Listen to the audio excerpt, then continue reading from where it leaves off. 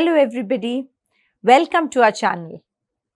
This video is part of a series of videos in which we share some tips and tricks that will help you crack the various question types that regularly appear in bank exams. Today's topic is fill in the blanks. Before we discuss this question type, we have a request for you. Please do subscribe to our YouTube channel. Do not forget to press the bell icon so that you will receive notifications on time. And please do help in spreading knowledge by sharing these videos with any friends, relatives, etc. who may also be preparing for bank exams. Okay, so back to our topic. Today we are going to look at fill in the blanks, especially fill in the blank questions with two blanks. Okay, now this is a staple feature of almost all bank exams, and you can expect anything from 4 to 7 questions in all the various clerk and PO, prelim and main exams. Okay, when we say 4 to 7, it's actually, we can say 0 to 7 because in some slots, these questions may not be there. But in some slots, when they do appear, you may get 4, 5, 6, 7 questions of fill in the blanks.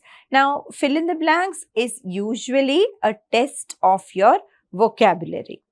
At times, you may have fill in the blanks questions which test your grammar skills also. But usually in bank exams, it is a test of your vocabulary, and two blank fill in the blank questions are definitely vocabulary based questions. Okay. Now, when you have two blanks in a question, we will discuss a few questions now. But when you have more than one blank in a fill in the blank question, it becomes a little more challenging. This is something we discussed in our close test video in detail. So if you have not watched that video, please go and take a look. Okay, what are the things you need to keep in mind when there are multiple blanks? Normally in fill in the blanks, you will look at the blank, you will look at the word and pick the answer. Look at the options and pick the answer. But here, when you have more than one blank, you will also need to understand the flow of the sentence. For example, if you look at the words given as options for the first blank, you may notice that more than one word may fit in there. So what do? You move on and then you find the right word for the next blank also. Then you put these words together, read the sentence and see if it makes sense. Also, compare any close or confusing option and see if there is a better way of wording that sentence. Okay, so do not be in a hurry to pick the words. You need to understand the entire sentence before finalizing your answer. Okay, and needless to say, a good grip over vocabulary is important. So whenever you see new words, when you read newspapers, magazines, etc., please look up the meanings of these unfamiliar or difficult words. Note them down in a book and keep revising regularly. Just noting down is not enough. You will have to keep revising it regularly. If you want to go an extra step, you can also note down the sentence in which the word appeared. Okay, that is a little difficult, or it involves a bit of effort, but it can help you greatly in understanding the context. You know, the benefit of doing this is then you can actually make this part, this word, a part of your vocabulary. Once you understand its contextual meaning, it will become a part of your active vocabulary and you can actually start using it in your communication. Okay, fine. Let us look at the questions.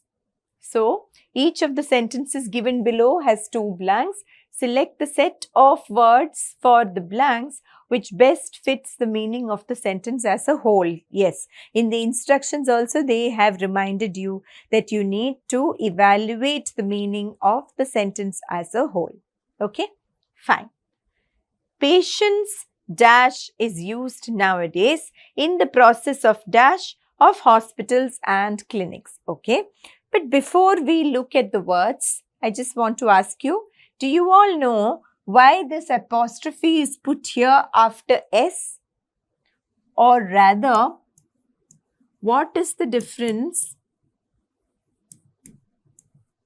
between this and this? Do you know? Just want you to notice all these things, okay? The first one is when there is only one patient. Patient apostrophe S. Now, in plurals ending with S, we put the apostrophe after the SY because then there is no need to write one more S there, right? Otherwise, it will look a little clumsy. In order to avoid that, you can just put the apostrophe after the S to show that it is the plural form you're referring to. Okay. Now to our question. Patience dash is used in the process of dash of hospitals and clinics. Let us take each set and see. Patient's approval, okay, is used nowadays in the process of renewal of hospitals and clinics. You can't renew hospitals and clinics. You can renew their license or whatever, right? And patient's approval in renewal of that is really not making any sense. So we can rule this out. Patient's evaluation, okay, evaluation of patients is used nowadays in the process of merger of hospitals and clinics. That also is absurd, right? Merger is combining. So if some hospitals or clinics want to combine, how would it involve an evaluation of patients? That is also wrong, right? Patients' satisfaction is used nowadays in the process of accreditation of hospitals and clinics. Okay, this does make sense. Accreditation is the official approval or recognition given to hospitals and clinics. Some medical board or some body of medicine would give accreditation to hospital. It's like a license, official recognition.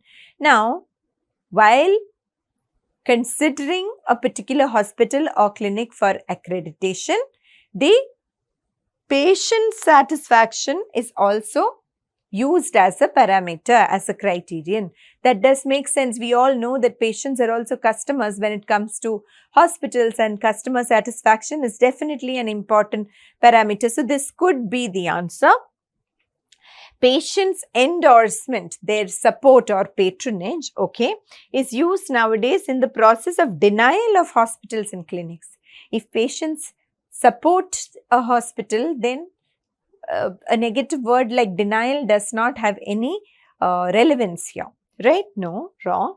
Patient's recovery, okay, is used nowadays in the process of supporting of hospitals and clinics. Now, supporting by whom?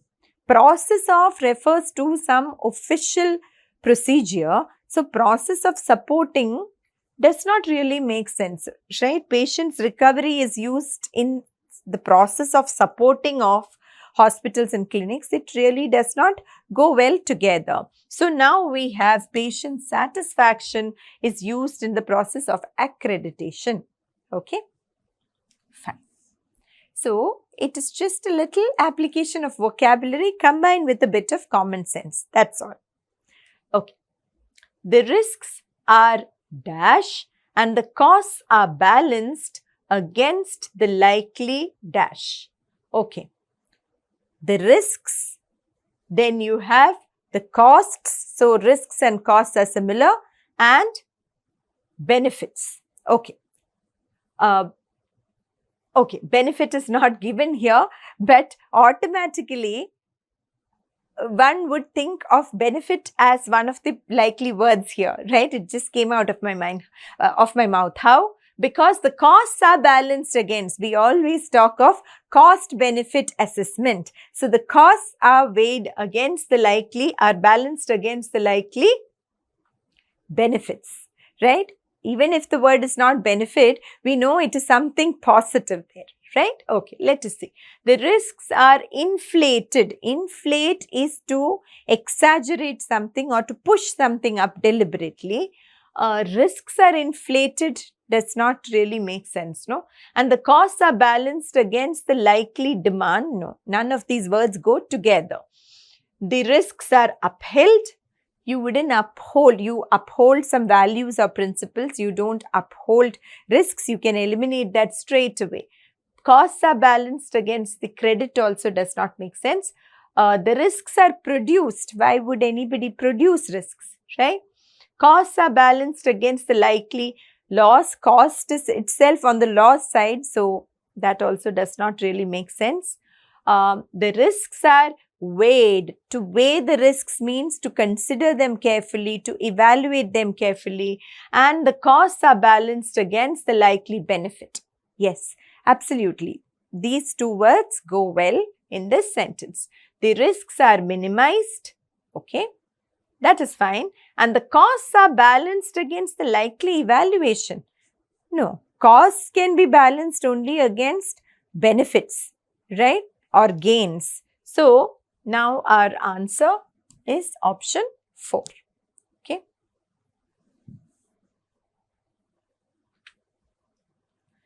Indo-European language and culture dash widely from its likely dash north of the Black Sea. So, we do not know what they are talking about till we look at the options, right? Indo-European language and culture dispersed widely from its likely origins north of the Black Sea. That makes sense. Disperses to spread far and wide, and from its likely origins north of the Black Sea. Makes sense. Let's look at the other options.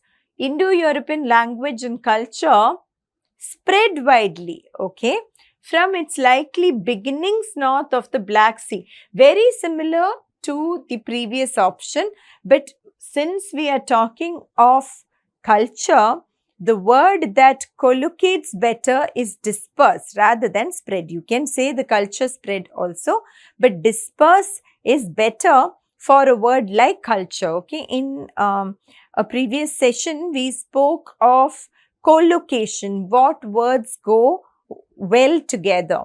So, when we speak of something like culture, then or languages, etc., disperse is a good word to use. Moreover, origin is better for a place of origin, right? Beginning is more to do with time usually. So, 1 is better than 2. Now, disintegrated widely from its likely genesis north of the... Genesis also means origin, but genesis also is usually a time period or the process, and disintegrated does not make sense here, right? A culture, disintegrate is a negative word, so that doesn't make sense. Proceeded widely, you don't proceed widely, you proceed straight ahead, so that doesn't go well there. From its starting point, again, starting point of culture or language does not make sense. Diversified widely from its likely home. Diversified widely also, yes, something diversified, yes, you can say, but diversified into what? Nothing is given. And from its likely home is also okay. So, you can see that the options are very close. But if you look at 1 versus 5, dispersed widely is much better than diversified, because when you say diversified, there needs to be some additional context. Diversified into what, right? Hence, we can take the first option as the right answer. Okay. Now, under the prevailing oil crisis, it is clear from every country that the current dash on oil cannot be dash. Okay, here let us look at the words, otherwise we do not know what we are talking about, right? The current reliance on oil, reliance means dependence, okay? Reliance on oil cannot be overlooked, okay? There is an oil crisis already, So we know we are dependent on oil. There is no question of overlooking the reliance on oil there, right? Reliance is okay, but overlooked. I mean, if there is a crisis, then nobody is overlooking our dependence on oil. So let us look for better options. Current interest on oil cannot be calculated. That has absolutely no relevance here. We can skip it straight away. Delivery on oil cannot be denied. What delivery on oil? Again, delivery on oil does not collocate well. It does not go well together. Position on oil cannot be bamboozled. Bamboozled is, as you know, a very negative word. So, current, it is to swindle or to confuse somebody, to cheat somebody, etc. So, current position on oil cannot be bamboozled, doesn't go well together. Current dependence on oil cannot be sustained. Yes, there is an oil crisis and the dependence on oil cannot go on like this. It is not sustainable. So, this is the right answer. Okay. Next question. The dash which are mentioned in the survey are a method of detailing the dash of the whole workforce. So, we're talking of a survey in the context of an organization, right, of workforce. Let us see. The paradoxes which are mentioned in the survey are a method of detailing the nature of the whole. Paradoxes in a survey does not make sense, right? Paradox is a contradiction, so this does not fit in. Varieties which are mentioned in the survey are a method of detailing the purview. What varieties? Again, we are talking of the whole workforce. So, mentioning varieties to get a whole purview. Purview is a perspective, but that varieties does not really fit in here. Let us see. Competences which are mentioned in the survey are a method of detailing the attainments of the whole workforce. Competences refer to abilities or skills. So, the skills which are mentioned in the survey help to understand the attainments or achievements of the workforce as a whole. That does make sense. Competence is a word which goes with workforce, right? Weaknesses which are mentioned as a method of detailing the role of the whole workforce. These words don't go at all here. Vagaries which are mentioned in the survey are a method of detailing the climax of the whole workforce. Does not make sense. Vagaries means changing moods. We can say the vagaries of the weather, right? Changes, okay? Unpredictable events. So, climax, you know, is the peak. So, these words also do not fit in. So, we have option 3 as the right answer, okay?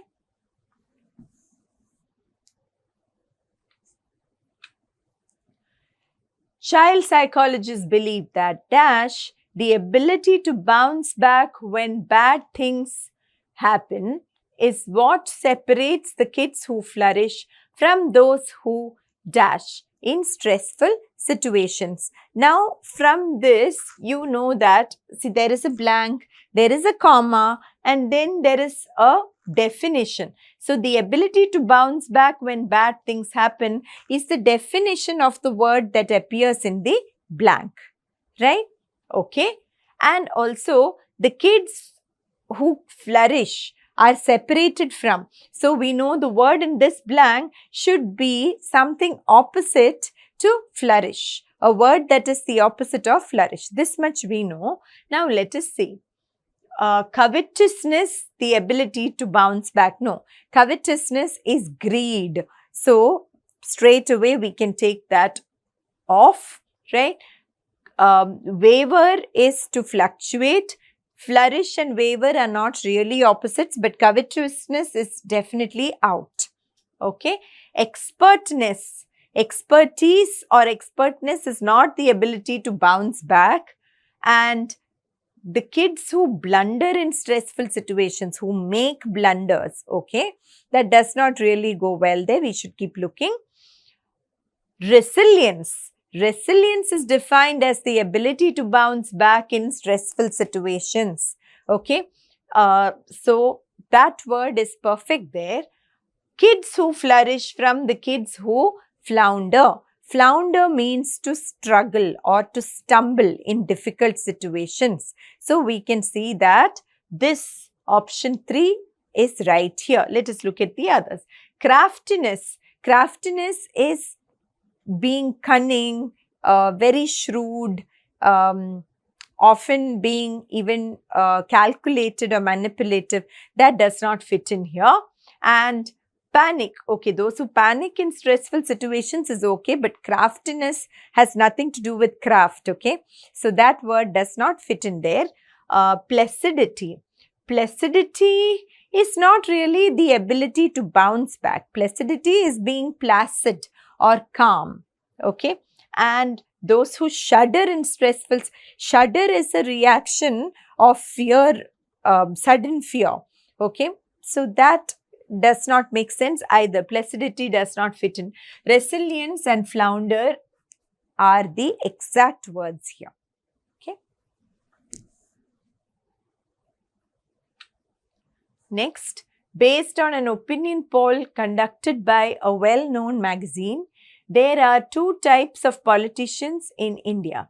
Those who dash the minorities to assume power, and those who dash a fear psychosis among minorities to remain power. Okay, so we are talking of two types of politicians, right? The first, let us see, those who do something to the minorities to assume power. The second blank, since we are talking of fear psychosis, it may be something, the second part may be something negative. When we speak of two types of politicians, the second type, they are doing something negative to the minorities. So the first may be a positive word. Let us see. Yeah. Those who instigate the minorities, instigate is to provoke. Okay, that may be okay, though it is not a positive word. And those who intimidate a fear psychosis. No, the word here should be something that means create a fear psychosis. Psychosis is when you lose your mental balance because of fear in this case, right? So the word should be create. I mean, a word which means create. So intimidate does not make sense here. So that we can rule out. Those who placate the minorities. Okay, to placate is to calm them down or to please them, appease them. So that word is okay. And those who threaten a fear psychosis. Okay, you can't threaten a fear psychosis, no? You can threaten some consequence. You can't you create fear. If you threaten somebody of fear, then it is no longer fearful. So that does not make sense there. Those who appease the minorities, appease is to please them, make them happy. And those who instill a fear psychosis, instill is to plant the seeds of, to create. That makes sense. Attract the minorities to assume power. Okay. Urge a fear psychosis. No, you urge someone to do something. You can't urge a fear psychosis. Pamper the minorities. Pamper, okay, fine. It is usually for people close to us, but we can say pamper, to indulge them. Incite a fear psychosis. Incite is like instigate or provoke. You incite the minorities to do something. That word also does not make sense. So our answer is option 3. Okay. Next question. Good books develop the ability to dash between basic dash such as good and bad, right and wrong. Okay. So we know that the word here must be something like to distinguish between, right? Basic concepts maybe. Let us see. Demarcate between basic ingredients. Good and bad, right and wrong cannot be really called ingredients. Ingredients of what, right? And demarcate is to make a clear definition or distinction. That is still okay, but ingredients is out. To distinguish between, okay, basic perceptions such as good and bad, right and wrong. Okay, these are perceptions, right? These are things we perceive or understand. These are concepts we understand. So, perceptions is okay. Distinguish is perfect there. To differentiate, okay, differentiate between basic components. Differentiate is absolutely fine, but components of what? You don't say components without saying of what. Okay, that is why we can rule this out. Disregard between. No, you disregard something, you don't disregard between. And attributes is okay, but disregards is not okay. To discern between, okay, discern is fine. Basic discern is to understand. It can also mean distinguish between basic senses such as good and bad, right and wrong. These are not really senses, right? So, we can go for option 2. Okay.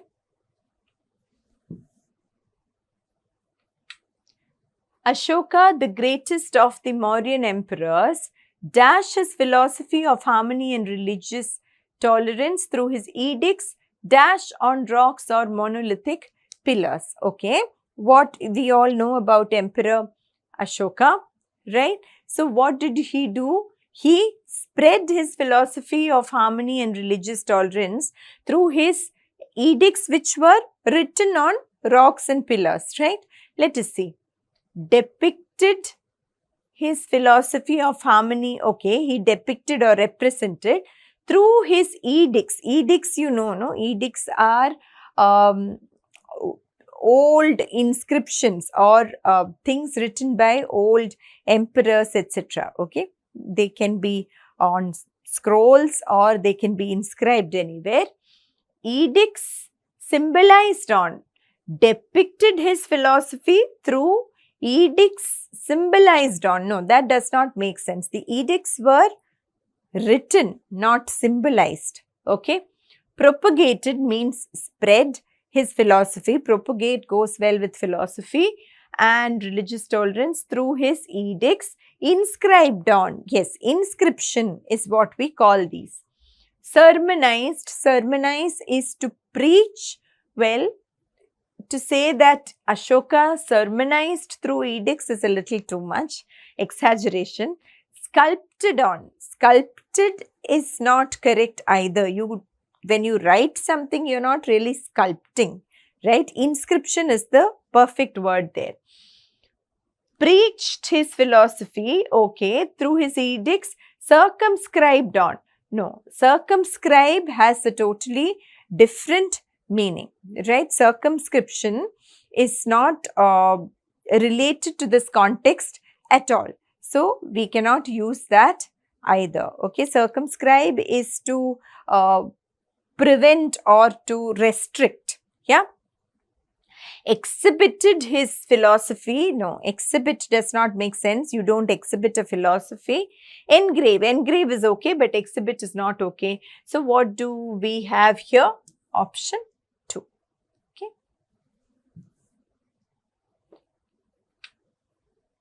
Biologists once thought that the use of stones and sticks to dash a task like cracking nuts was dash only to humans and the chimpanzees. So, maybe the ability to perform a task was limited to only humans and chimpanzees, something like that. Let us see. Okay. To advance a task, you don't advance a task, you perform a task, you do a task, you don't, or you complete a task, right? And confined only to is okay, but advance a task, see, it is all about collocation, okay? Collocation is what goes with what. Fine. To achieve a task, okay, that is fine. To achieve a task like cracking nuts was detained only. To detain is to hold back. So, that word does not make sense. To furnish a task, you can't furnish a task, as you know. Was impeded only to also doesn't make sense. Impeded means prevented or hampered. These are tasks which humans can perform, so both the words are not appropriate. To discharge a task, okay, to carry out, was limited only to humans and the chimpanzees. That is fine actually, but you discharge a duty usually, not a task so much. Let us see. Next option, to accomplish a task, okay, to actually complete it successfully was restricted only to humans and the chimpanzees. While limited and restricted are both okay, discharge a task is not so appropriate there because you talk of discharging our duties. Okay, so accomplish a task is better. So we have the fifth option as the right answer. Okay, we have discussed quite a few questions and quite a few words. Hope you have got an idea of how to solve these questions. Please keep working on your vocabulary and do join or subscribe to our various social media handles. The links are all given in the description box, okay, so that you keep getting updates, very useful updates like this. And please note that we do have classroom coaching. If you want to join our classes, please do contact your nearest time center. We also have online classes. You may enroll using this link. Okay. So please keep practicing, keep learning new concepts and new words. All the best. Thank you.